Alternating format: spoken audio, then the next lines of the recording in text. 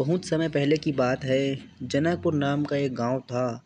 उस गांव में तीन दोस्त रहते थे। एक का नाम रोहन था, दूसरे का नाम बिट्टू था और तीसरे का नाम मयंक था। तीनों बहुत अच्छे दोस्त थे और पैसे वाले भी थे। रोहन के पास बड़ा घर था, बिट्टू के पास बहुत बड़ा खेत था और मयंक के पास बहुत बड़ा दुकान था। एक बार तीनों दोस्त अपना काम करके घर लौट रहे थे। फिर रोहन अपने घर पहुंच गया। उसके बाद बिट्टू का फ़ोन आता है। बिट्टू अपने दूसरे मोबाइल से मयंक को फ़ोन करता है। फिर रोहन कहता है, बहुत दिन हो गए हम तीनों ने एक साथ पार्टी सार्टी नहीं की है। आज रात तीनों पार्क में मिलते हैं। उसके बाद रोहन पार्क की ओर निकल जाता है। बिट्टू भी निकल जाता है और मयंक भी निकल जाता है। फिर तीनों शराब पी रहे होते हैं और तीनों दोस्त गप्पे लड़ा रहे होते हैं। ज़्यादा रात होने से तीनों दोस्त अपने घर चले जाते हैं। जनकपुर गांव में ही एक गरीब किसान रहता था। उसके पास एक छोटा सा खेत, गाय था। उसका घर भी ज़्यादा बड़ा नहीं था। उस किसान के पत्नी और बच्चे बहुत पहले से ही भगवान को प्यारे हो चुके थे। उसके पास सिर्फ एक ही गाय था, इसलिए वह उससे बहुत प्यार करता था। फिर वह किसान सो जाता है। जब सुबह होता है तो रोहन अपने काम में जा रहा होता है। फिर रोहन देखता है कि वह किसान अपने गाय के साथ प्यारे प्यारे बातें कर रहा होता है। फिर रोहन अपने काम में चला जाता है। फिर वह किसान नदी के किनारे जा रहा होता है और नदी के पास पहुंच जाता है। फिर वह किसान नदी में डुबकी लगा के निकल जाता है। उसके बाद वह घर की ओर जा रहा होता है। तभी वह किसान देखता है कि एक नेवला पत्थर के नीचे दबा हुआ है। किसान जानवरों से बहुत प्यार करता था।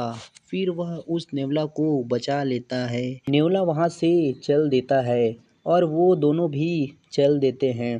घर जाने के बाद किसान खाना खाता है और फिर अपने गाय को लेकर खेत की ओर निकल जाता है और अपने खेत में काम कर रहा होता है।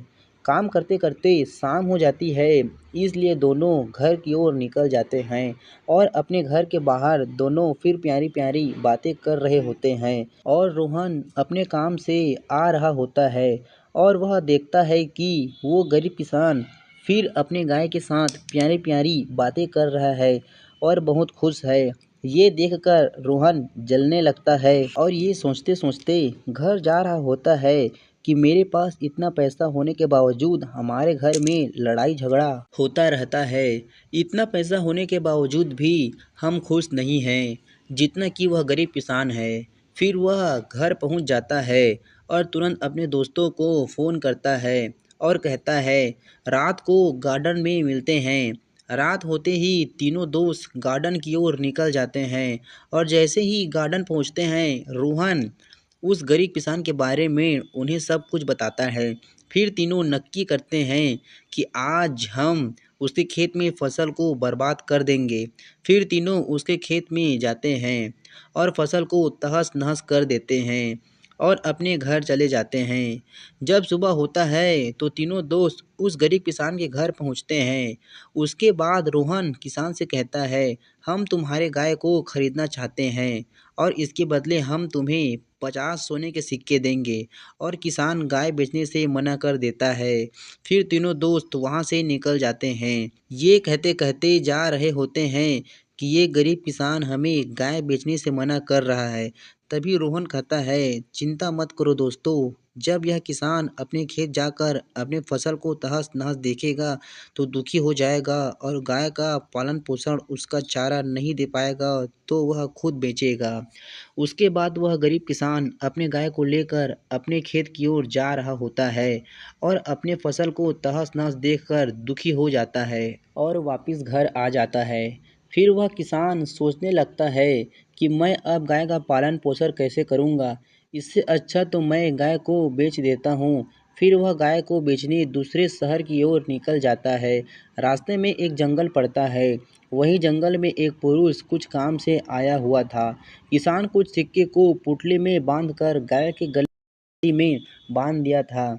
जब वो लोग आगे जा रहे थे, तभी गाय के घंटी से एक सिक्का गिर जाता है, जिसे जंगल में आए वह पुरुष देख लेता है और उसे ऐसा लगता है कि गाय से सिक्का गिर रहा है, जरूर यह गाय जादुई होगा। फिर वह तुरंत उसके पास जाता है और उस गाय को खरीदने की बात करता है। फिर वह उसे 500 सोने के सिक्के दे देता है और गाय को खरीद लेता है। फिर वह किसान अपने घर लौट जाता है और सिक्के को गिनने लगता है। तभी तीनों दोस्त ये सोचते हुए आते हैं कि अभी तक ये गाय को बेचने क्यों नहीं आया है।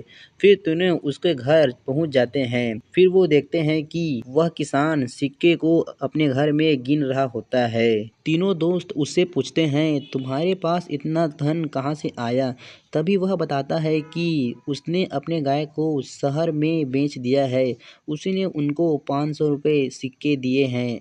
अब मैं इन सिक्कों से बहुत सारा खेत खरीदूँगा और गाय भी खरीदूँगा और उनका पालन पोषण करूँगा। फिर वो तीनों वहाँ से निकल जाते हैं। कहानी से सीख। इस कहानी से हमें यह शिक्षा मिलती है कि हमें दूसरों को नीचा नहीं दिखाना चाहिए।